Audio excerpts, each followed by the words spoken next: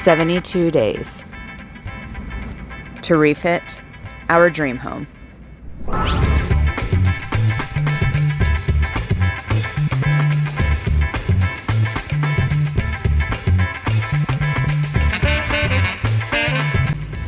There was projects, and there was new equipment, along with a plentiful cast of characters to assist.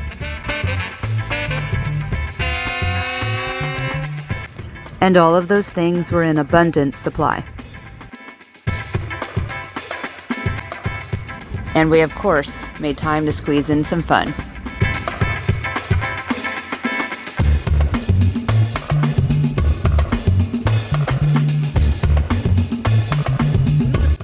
Rinse, repeat, all to turn this boat back into this boat.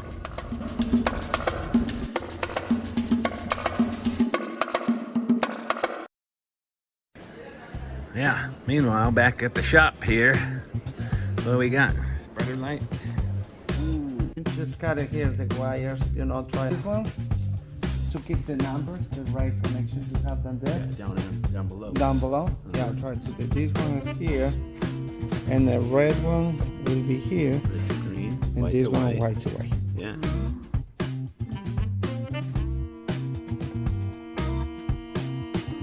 We had an opportunity to check out our new running rigging, and Edison showed us how the swaging machine works. Now we going to switch.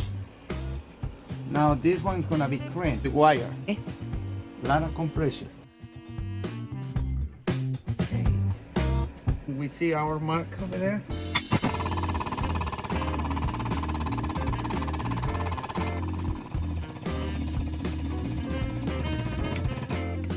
Second pass.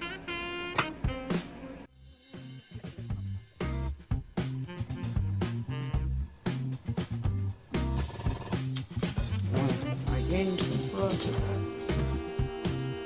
This process was repeated several times for all the cables on the boat.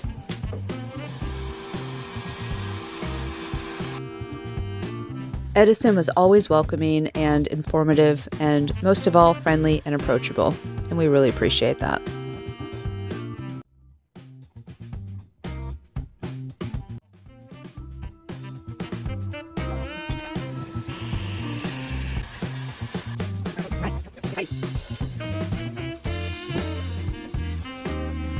This is the final product.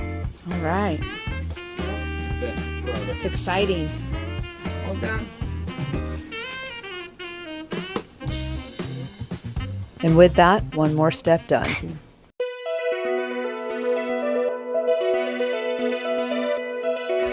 Finally, the day had come. We were putting the mast back into Rumtot.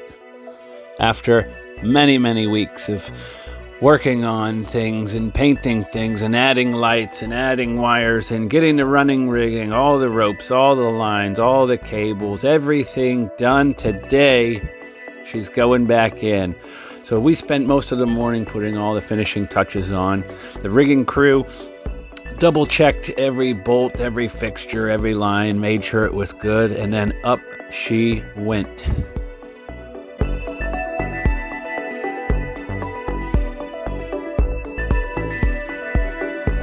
Putting the mast back into, oh look, there's that hole that we needed to fill. Back into the boat was such a rewarding and significant part of our refit projects. This is pretty much everything that we had wanted to do coming together. The project was a complete success, and we were totally stoked to have things fit right back into place.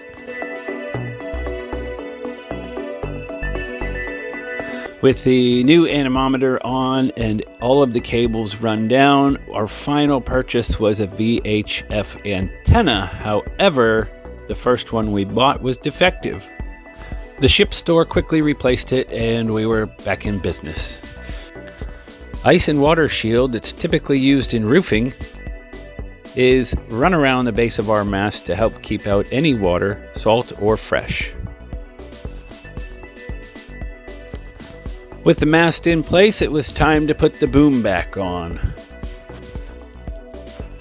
It was great to see everything freshly painted, cleaned up nice, and finally coming back together.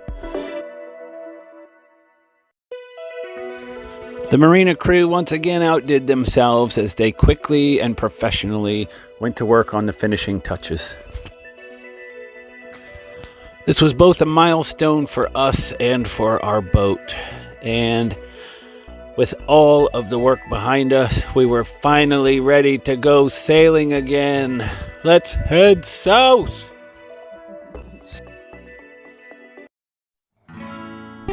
With everything back in place and a group of friends to help us yet again, it was time to throw the sails back up.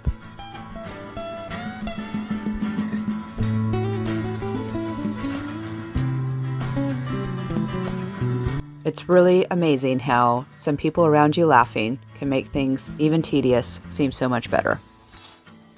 Even a last-minute trip to the welding shop. We are now at crunch time. Remember those instruments that we needed to rewire? That's the next project.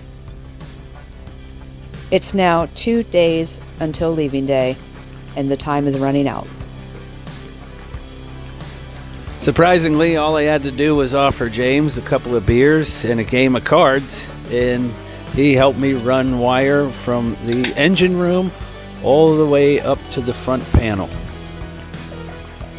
James also helped me run the wires to get these new gauges hooked up. And just in time too, because when the storm came through, we wanted to know how that wind was blowing. 43 knots? Oh, that's only 50 miles an hour. In the final hours, the ceiling panels that had been down for weeks finally went back up as we added the trim and locked them in. James, is this our last project? Nope, you're gonna have many, many more. Or is this our last project for this visit? Oh, yeah. At last, it's time to go. Final preparations put in place. The gang showed up to send us off. There was a lot of hugs, a lot of remembering, a lot of future see you laters. And off we went. Bye-bye. See you soon.